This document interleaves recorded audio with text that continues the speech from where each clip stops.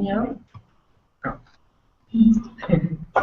Okay, we start. Now the microphone is on, hopefully. Welcome to Hotel Intel in Rotterdam, where we in a small room. The panel, the International Resource Panel meeting is actually happening in this hotel. We're with the whole panel in a very nice room upstairs. But now we are with a few panel members here to answer questions from you. So some questions were handed in to us. Some of you actually are online now and can post your question yourself. And others, well, we will pose for them. So I would like to start now with introducing the panel members to you that are actually here to answer your questions. So maybe Miranda, you can do something with the camera so those people are in view. I'm starting here at my left-hand side, which is actually for the viewers the right-hand side. So here we have Ernst von Weizsäcker. He's one of the co-chairs of the panel. Next to him is Ashok Khosla, the other co-chair of the panel. Then we have Tom Gradle, and you know him. You've seen him in the lectures, if all is well. And he is here too to answer some of your questions. Then we have Luigi Moriguchi. He is also an IRP member and working in the work stream of metals. And then at the end, there is Baptiste Christman. So those 5 panel members are here to answer your questions. And in the back, maybe you can see them. There's another 2 members, Stefan Brinsu and Sang-Won Soo, who are also long-standing IRP and interested in this chat session. Okay, well, the next thing I want to do is to ask you, course participants, to introduce yourselves to the panel. So we have 3 people online, the 4th one, unfortunately, well, something went wrong, he's not online. So we have online Christy. Maybe Christy, you can introduce yourself. My name is Christy. I'm Dutch. I live in Athens, in Greece. I did my PhD in plant physiology, but since I don't work anymore, I started MOOCs. I've mostly done things in astronomy and cosmology, but then I saw this course, and recycling is very close to my heart, and in Greece it's not very refined yet. So both the astronomy with my question and the recycling tie in. Do I ask my question as well?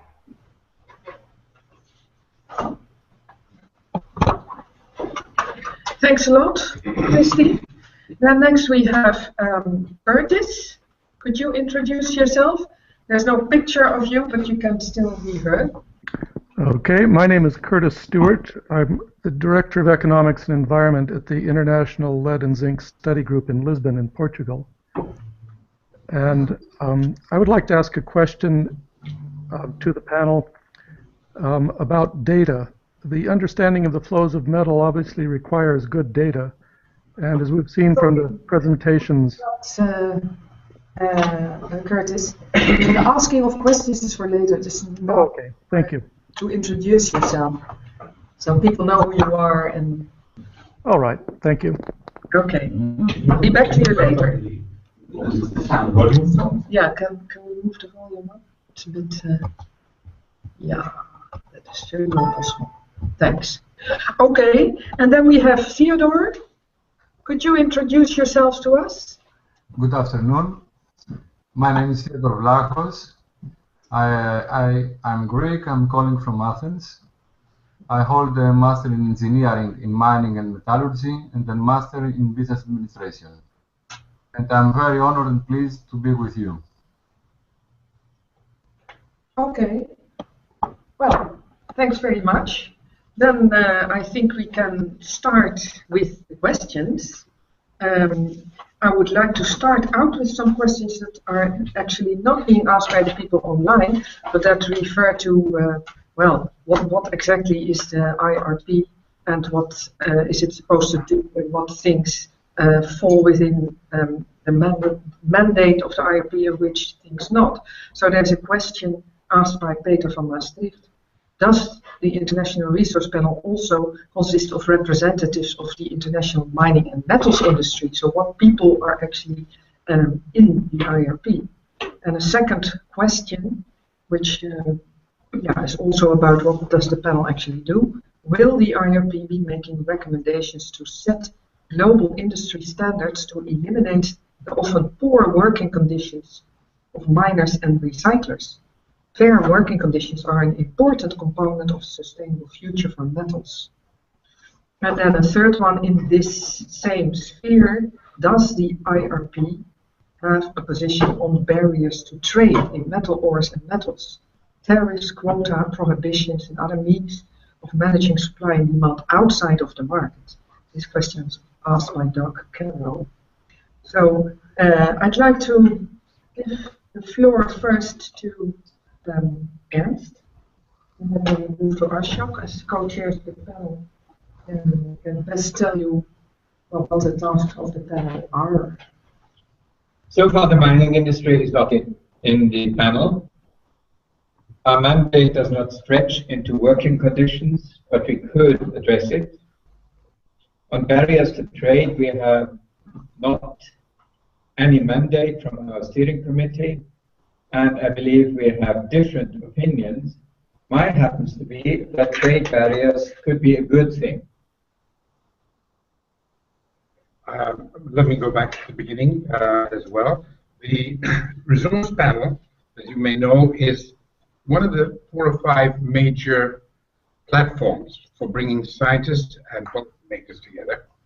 You know some of the other ones like IPCC for climate change and IPBES for biodiversity and ecosystem services and so on.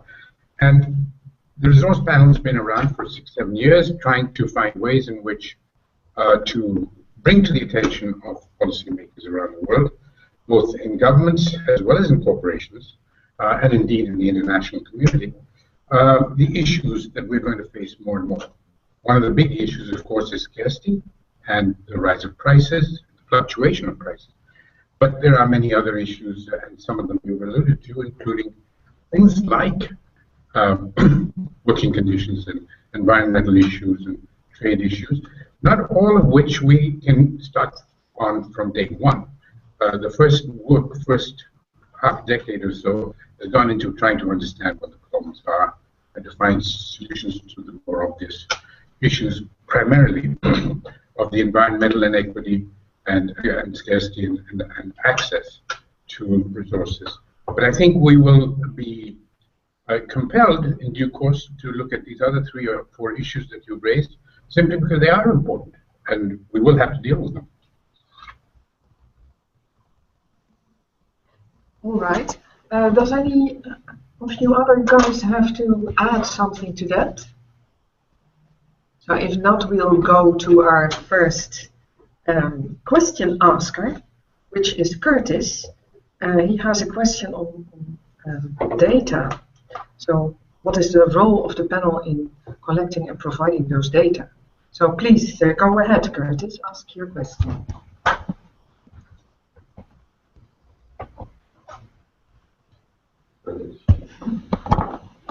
Hello? Professor Goodell. Yeah?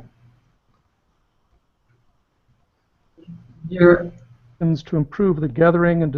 Yeah. Curtis, you're now on mute. Could you unmute yourself?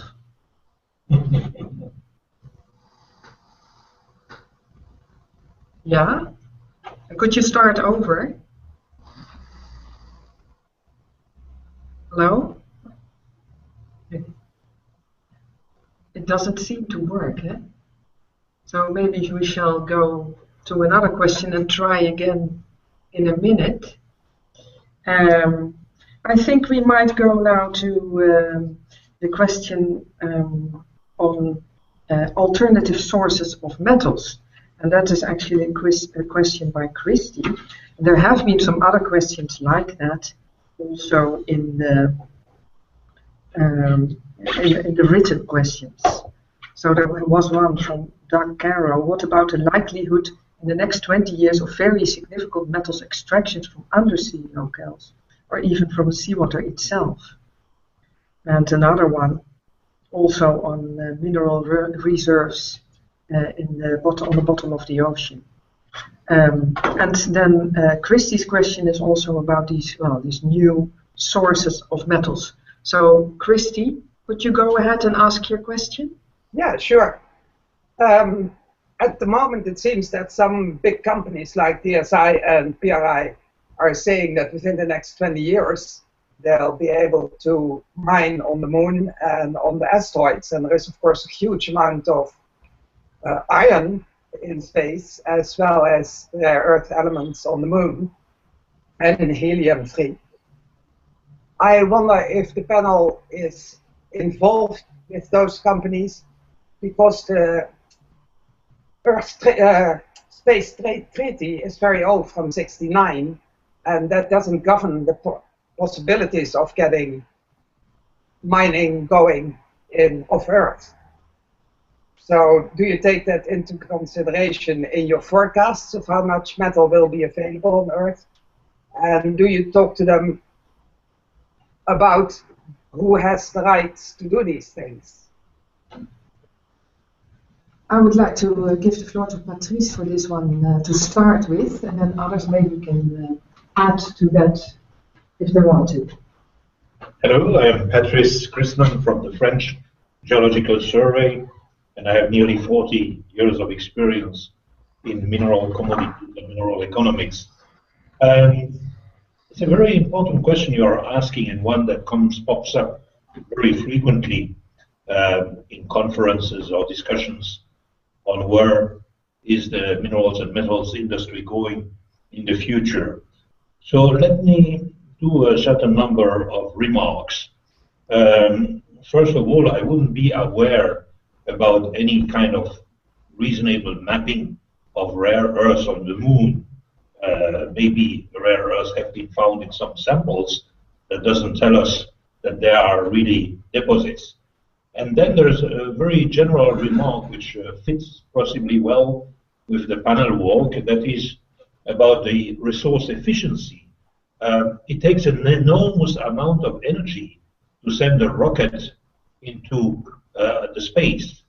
And what would be the energy cost or necessity to recover a ton of whatever from space and then bring it back to Earth?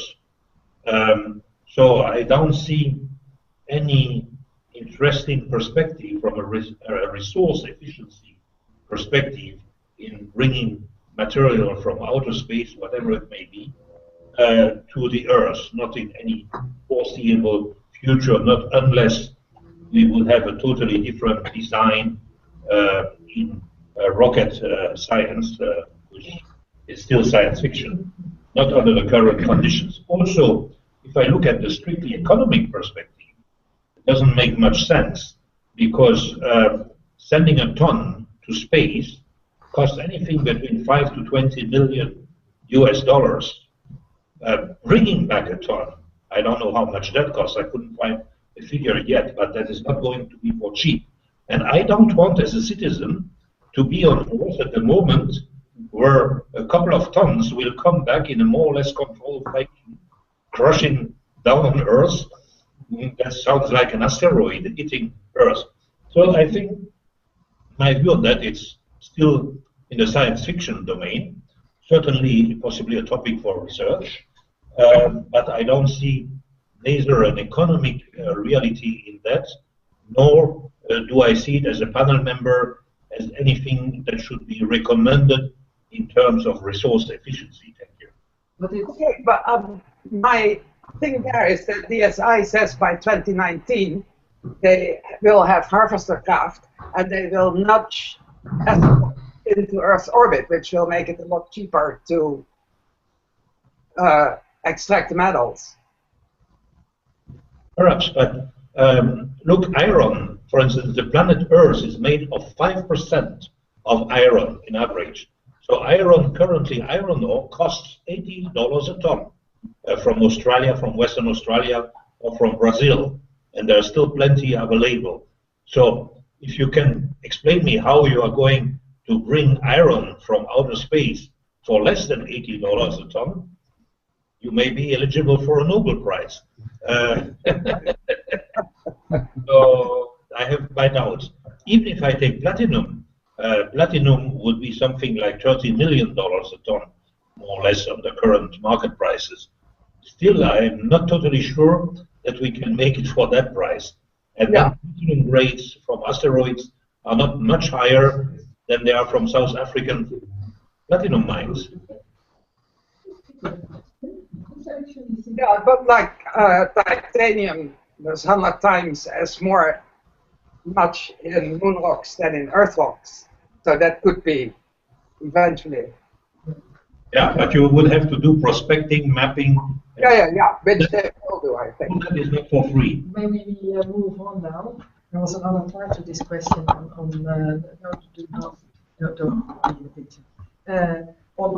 the sea floor and things like that. Tom, maybe you have something to add here? So to get away from outer space and into deep water, I guess, we could think about the mining the seafloor situation. There, I think the probability is significantly greater than the asteroid situation. It is now at the point where there's a lot of debate about it, because it is anticipated that the technology is likely to be available in the next 10, 20 years maybe to mine significant deposits from the seafloor. The challenge is that most of the investigations that have looked into this say that there is likely to be significant damage to biological organisms as a part of that process.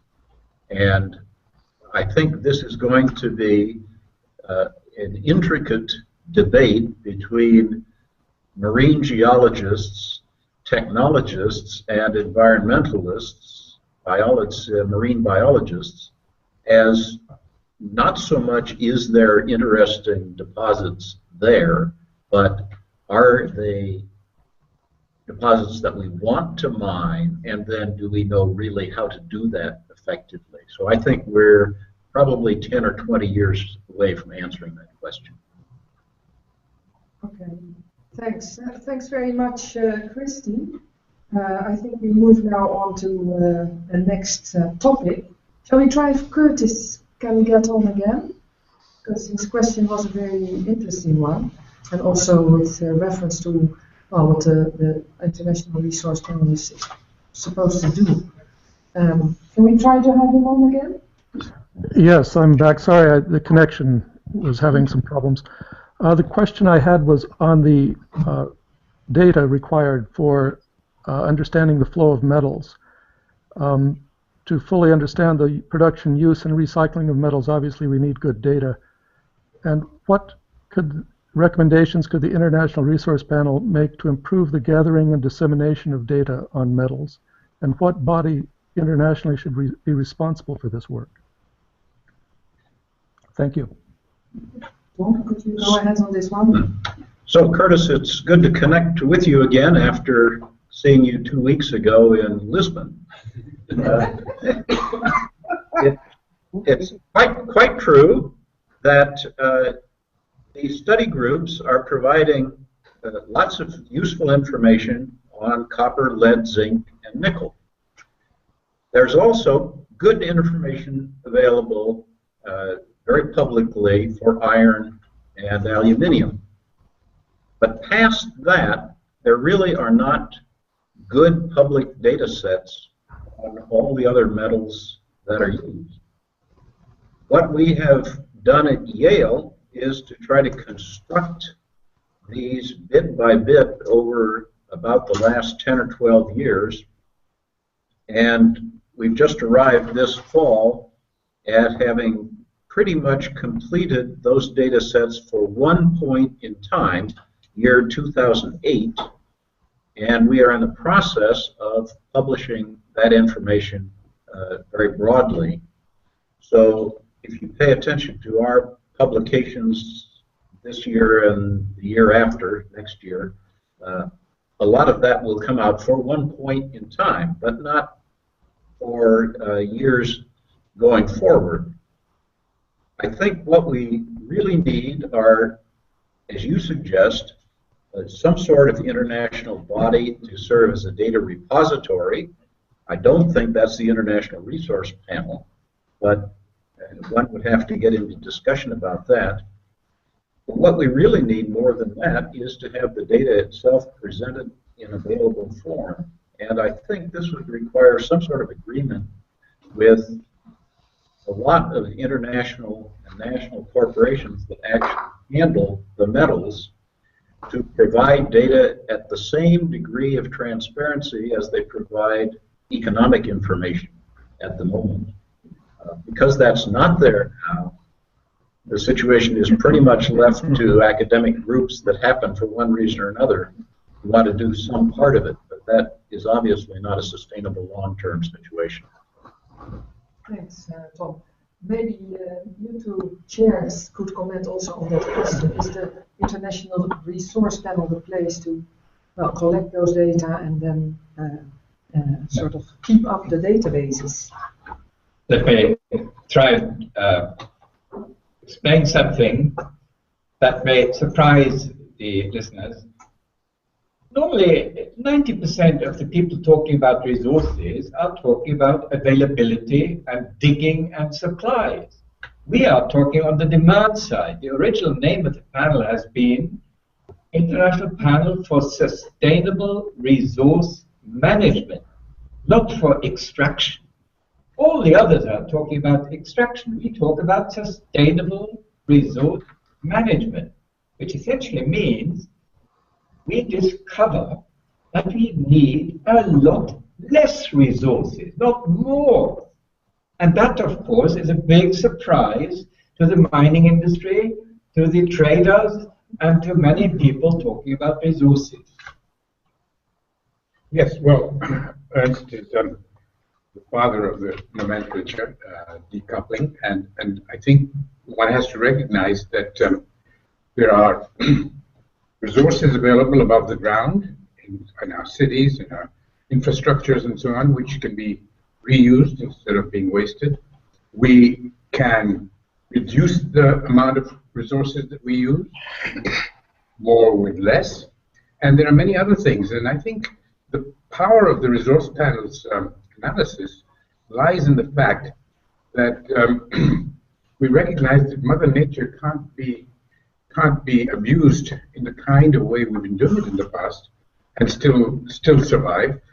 We have to respect her, and while we need to satisfy our needs, and there are half the people in the world who don't even come close to using enough resources, including metals, to have a decent life, we do need to understand that they don't have to come from primary resources, from virgin materials, from being dug out of the ground. There are many other ways to do these things, including recycling and reuse, but also substitution of various things. And there are many, many ways in which we can reduce the amount of resources we need. Yeah. Well, thanks a lot. And that's actually quite a good bridge to our next question, which is on the topic of substitution. Theodore, are you there? Yes. Can you ask your question to the panel members? Yes, my question has to do with composite materials and metals. Composite materials are used in many industries today to enable high-performance products at economic advantage. These industries, as well all know, include manufactured products for aircraft, transportation, energy, construction, etc. Have you taken into consideration, or are you intend to do so, the increasing use of composite materials as metal substitute? To be more specific, my question has three parts. First, is there any in-depth cost-benefit analysis and sensitivity analysis for basic and critical metals concerning primary production of metals against production of composite materials, including not only economic data, but also the sustainability factor and the energy factor, as well as advantages and disadvantages of polymeric matrix composites with respect to metals? Second, how realistic is the substitution of the proportion of basic and critical metals in near future by composite materials, and to which extent? And third, given the difficulty for recycling of composite materials due to their heterogeneity, where we can position composite materials in a circular economy? Thank you. Right. I guess I'll give the floor to Tom first, and maybe then someone else can. Someone. I think probably Patrice, your last comment in the last session would be useful there. Yeah. Okay. First, Tom. Okay. Well, let me start by saying that I really see this as part of a more general discussion of where can substitutes take the place of metals, whether those substitutes are composite materials, plastics, any of a variety of optional materials. And in many cases, this is an issue-by-issue basis. If we have a substitute material that can perform readily the same function as the metal, and it's roughly equally available, then we can make that substitution. One that has been done for a long time is transmitting power with aluminum conductors rather than copper in certain circumstances. If we have a material that's been selected, however, for its specific properties of its electrons, say, such as the rare earth applications in phosphors, then substitution is more challenging. And often it means that you don't substitute one for one, but you have to change the technology in order to make the substitution possible.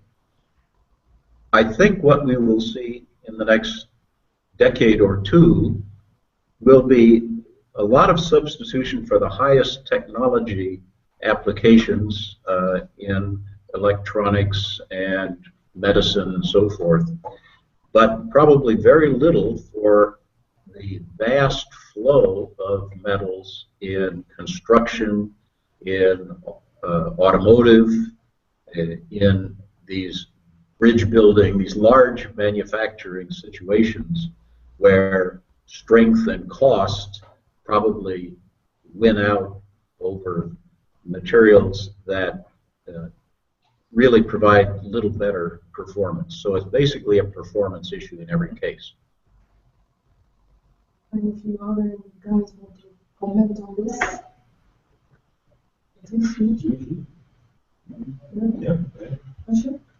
I think what Tom said is really critical. It's the way you frame the question. If you start by asking about composites as distinct from any substitute, then you're going to get the answer very narrowly defined. And what I think Tom was saying is that you have to go back to the drawing board and figure out what would be the best substitute. It's not necessarily composites. One thing, Tom, which is interesting, is that my own organization works on the most commonly used composite in the world, which is concrete. And we've been able to reduce the amount of steel used by 40 to 50% in getting the same kinds of strengths and performance. And recently we've developed a new kind of cement, which is we call low carbon cement, using kaolin instead of lime, and found that we can actually get terrific strengths there too. So there are possibilities for substitution even in the mass consumption materials that we're using. Patrice, yeah. To further emphasize the point made by Tom Gretel and by Ashok Khosla, is that the topic is not whether composites or metals are better than another, it's how can we provide a certain functionality, how can we achieve certain goals in terms of performance, and also of resource efficiency, of energy use, of water use, of minimizing emissions impacts. So what is then the material that is the best for a given functionality? And that leads me to a remark, is actually there is a trend, which is quite new in aeronautics, to possibly substitute composites by metals. There has been a lot of work on aluminium-lithium alloys, nanostructured. You can look on Google under the word airware. It's a trademark by Constellium.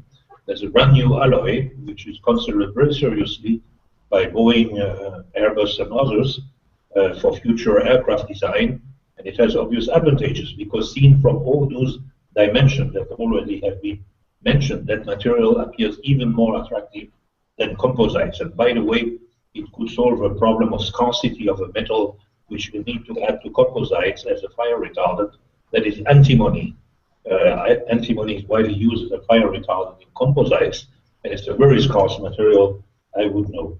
I would like just to make an additional comment on the issue of data, which has been earlier asked by Curtis. Data should not only be on production, on trade, but it should also be on the environmental dimensions of mining and metallurgy. So we need also data on emissions, on water use, of energy use related to specific production processes, from mining to ore processing to metallurgy. So it's a really wide array of knowledge, of public knowledge. It's a public good we need to develop at the level of humanity, so to really in the future be able to select the best possible solutions from a sustainability perspective. So you wanted to add something to this? Yeah, very briefly. So just to not to discourage the composite people, I guess. I think I agree with all the comments by our panel members. I think we should think about not only in the angle of metal or composite, but more broadly. But one of the case studies that I have done was actually about the windows. And if you look at the history of windows, and for a long time we have been using wooden frames. Now window manufacturers are using wooden particle and plastic composite through extrusion. And it has a great thermal insulation and also moisture resistance and longer service life, everything all good. And when I compared the two, basically it improved a lot of the environment and resources requirement. So just to say that, well, case by cases, there are great examples. There will be great examples for the composite to improve our resources efficiency and productivity, but it is not. We cannot generalize it by using those anecdotal cases. Thank you. I'd like to add a word on substitution. Perhaps the best known historical substitution is copper substituted for by glass fibers for the information transmission. But that is more or less done. The next phase seems to be replacing metals for automobiles and airplanes by carbon fiber, which have very similar properties and are a lot lighter. The problem there is that their recyclability is a lot worse than with metal. So we have a trade-off between energy efficiency and material efficiency. Applies to tennis rackets too. But Ernst stopped short. He stopped too early. He said from copper to fiber. Glass fiber is the step. But what we've done is we've eliminated glass fiber. We're now in the air. We're using the air as our transmission. So in fact, we can go quite a long ways to dematerialize things that in the 19th and 20th century were considered essential. Now copper wires are up for grabs and they're being stolen all over the place because nobody wants them anymore. Yeah. So with regard to substitution, a lot is possible, but I guess we have to see it case by case whether it actually makes sense and does not deplete other resources or has other environmental implications that we don't want. But there is a lot possible. I would like to move on to the next line of questioning. Actually, we were supposed to have online Artemo Sampson. He has not shown up. So, because the question is quite interesting, I will ask it for him. And at the same time, some related questions that were submitted also, which refer to, well, using waste as a resource. And this is actually in the heart, of course, of the urban mining discussion. So would it be possible now or in the future to start mining landfills where metals are deposited? How about using old mining tailings as a resource? It was a question actually from someone who worked in the mining business for some years and saw this happening and thought, well, is this really a good idea? It takes so much energy to get that out. But the question that Antjemo was going to ask is on e-waste.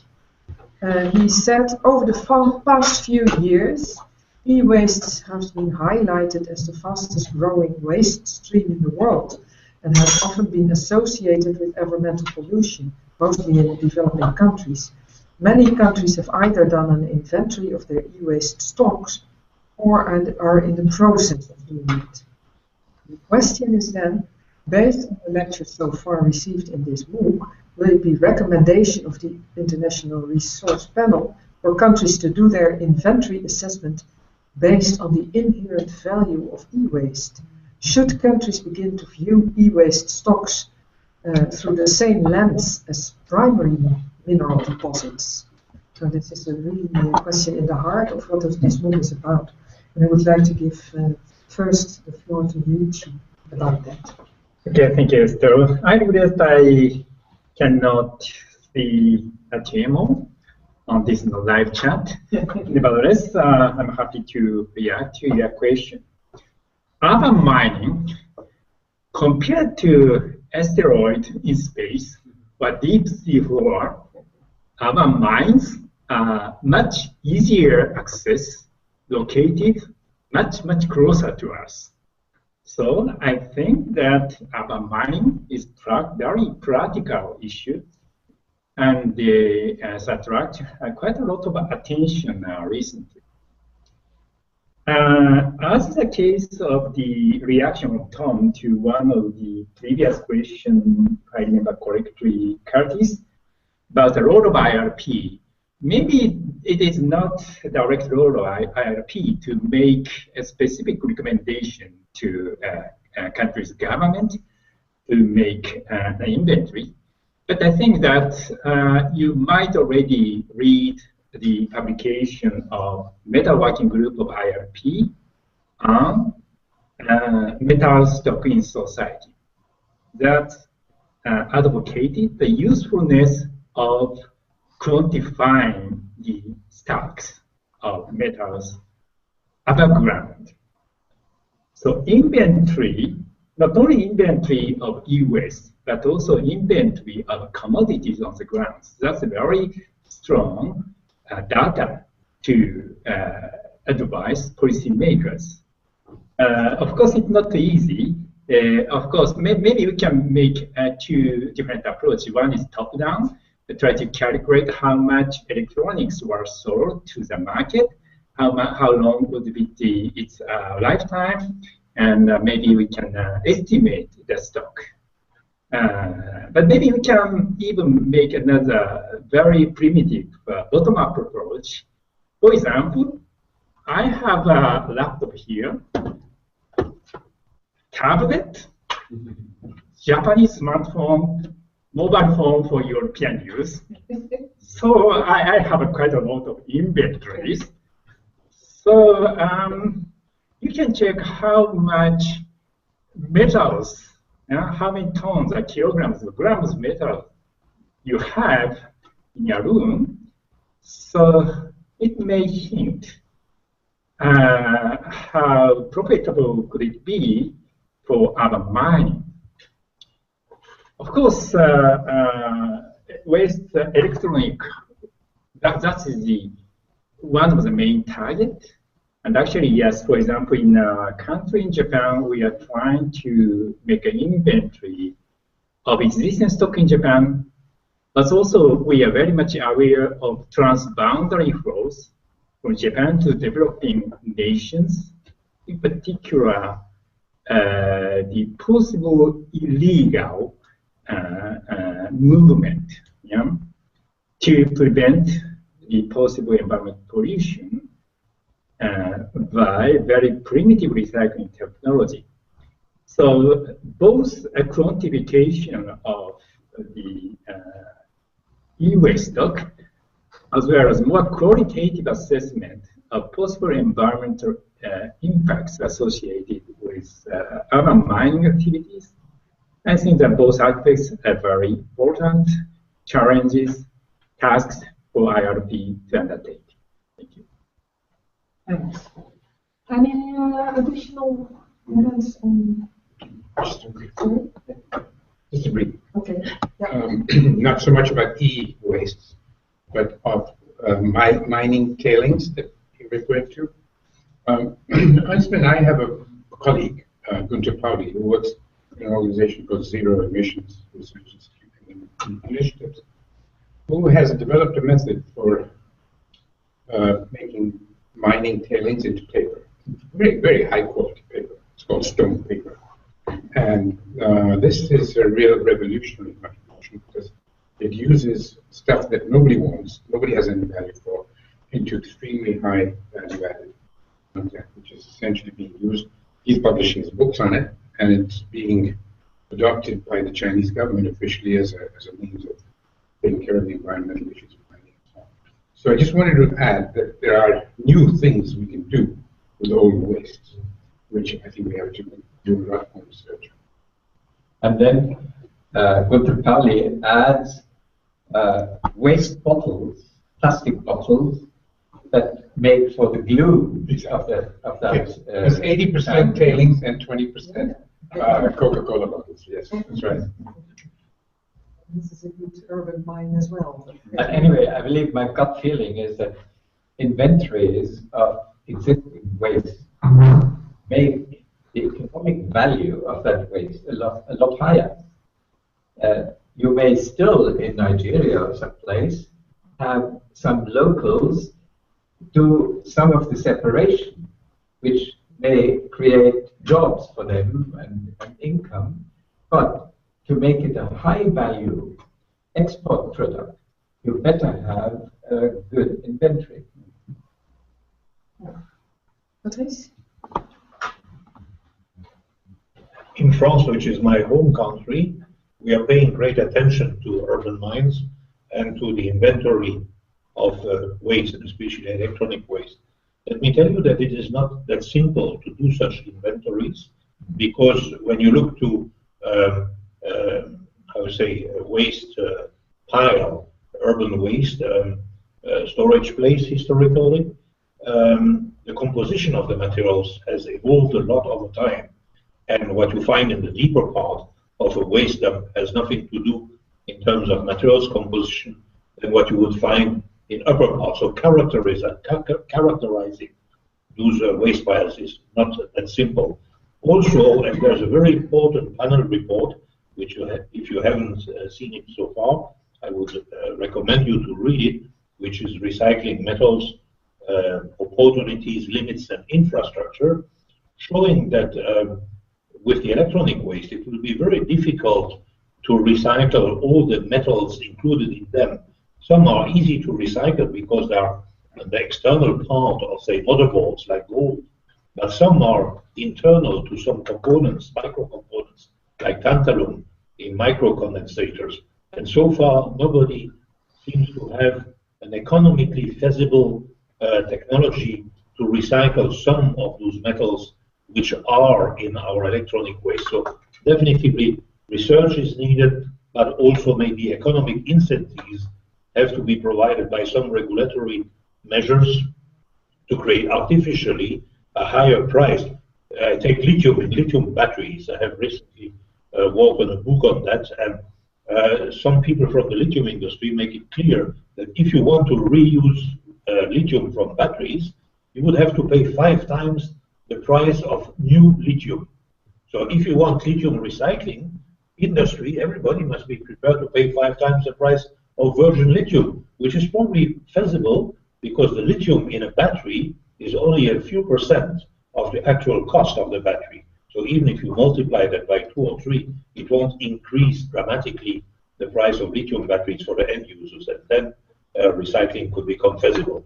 That's just to say how tricky things are and how complex they are, and I really invite you to have a close look to this very interesting report coordinated by our colleague Markus Reuter from Autotech.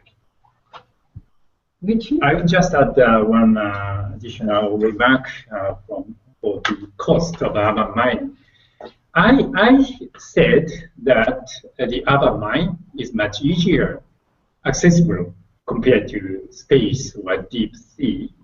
And nevertheless, it's costly because even if the total quantity of stocks as urban mine is significant, individual equipment like mobile phone, that is owned by individuals. I mean, that's highly fragmented. So it's quite costly to collect these individual equipment to recycling factories. So very recently, the Japanese government adopted new regulation for small electronics recycling. But one of the challenges is how to collect these small electronics efficiently. So we have to consider the cost for collection. Of course, the recycling metallurgical technology, that is one of the factors. But how to collect such a dispersed, fragmented, personally owned commodities, that is another challenge. So more social challenge rather than technical challenge. Yeah, no, that's true. Of course, we are talking also in this book a lot about technology and technology exists for recycling and the data exists. And in the tantalum example, it's a huge job to even know where it is, where it's supposed to be, and then you have to get it out. But there's also a lot of societal aspects to it. And then there's policy, and that sort of brings me to the last point of this session. There were some questions on policy. How do you organize urban mining, and what can the panel say sensibly about that, and are they supposed to say anything on it? There was a question on depository fund systems. Would they make sense at all? The example in the question was about cans, aluminum drinking cans. But you can imagine also depository fund systems for other applications, etc., etc. So what is the IRP point of view on these policies? Are we supposed to say anything about it at all? Do we comment on specific examples? Do we make out recommendations to governments about it? I guess I will ask the chairs for their insights first and see. Let me be very blunt. At the beginning of the panel, we were not supposed to do any policy. It was a clear statement by the steering committee, we should not enter the policy thing. What we had to do was policy relevant analysis. And in the meantime, chiefly from developing countries, we are learning that they want to have us do policy considerations at least. And I believe the systems of recovery of metal bottles, etc., do make sense, but for that you don't need the International Resource Panel. This is common sense. And in a similar fashion, you could say, tax the valuable scarce resources, such as energy and minerals, and reduce the tax load on human labor, which is the desirable thing. So I believe those, again, are common sense kind of statements, not needing the voice of the International Resource Panel. Yes, I think, as Ernst just said, taxing the bads and incentivizing the goods is good economics, except economists don't seem to quite understand that. But we do need to understand that half the world lives in societies and economies where it is almost impossible to have any waste. I mean, in my country, virtually everything gets collected and becomes valorized and sold in the market and reused or whatever. In most poor countries, you're not lacking incentives or policies, but actual technology for value adding to the things that are collected. So to some extent, we don't need to change our behavior at the moment. Unfortunately, globalization and instant communications and ideas that you get from the television are tending to reduce this. It's not going to be easy to maintain the conservative nature of traditional economies and societies. But what we really do need is policies that encourage the present traditions to continue. And I think the whole question really ultimately will lie in economic incentives, in making the price of waste high enough and the technological means to convert it to useful metals low enough that people will be wanting to continue to do that. Okay. I think it's important in this question to distinguish between the individual user and the corporation. We've been thinking in the last little bit about individual users and deposit refunds and so forth that could enable that, and that's certainly an important topic. But more material tends to move through the economy and the society often with corporations and corporate functioning, such as buildings or refineries or railroad cars or whatever. And generally, corporations are more likely than individuals to know what they've got and to be able to capture it and get it to some sort of recycling facility. And the challenge then is, do we have the technology to properly deal with that product? So in some cases, it's an individual behavior problem. In other cases, it seems to be more of a technology challenge. Any final words from the other two guys? Here I would like to add a word from a European perspective. Europe is highly dependent on imports of metals and minerals. We are certainly the region of the world with the highest imports per capita of minerals and metals. And this is a pretty new perception at a political level. And in 2008, it led the European Commission to launch what is called a raw materials initiative. So if you Google those three words, raw materials initiative, that will bring you to a homepage at the European Commission where you can learn everything about that initiative, and especially about the very interesting and relevant, to my point of view, research agendas that are now in the implementation stage, like the European Innovation Partnership on raw materials, that well addresses those technological questions, or seeks to address the technological questions, as mentioned by Tom Gredel. But of course, technology without proper policy, without proper individual governance, corporate governance, and public governance, the capacity of states to regulate and promote a sustainable economic development, then technology is worth about nothing. So that is my statement, that we need to act both on the governance dimension, this triple governance, individual, corporate, public, and on technology, and that is probably the way forward. It's a complex way, but there's not much alternative to my point of view. Just brief final remarks.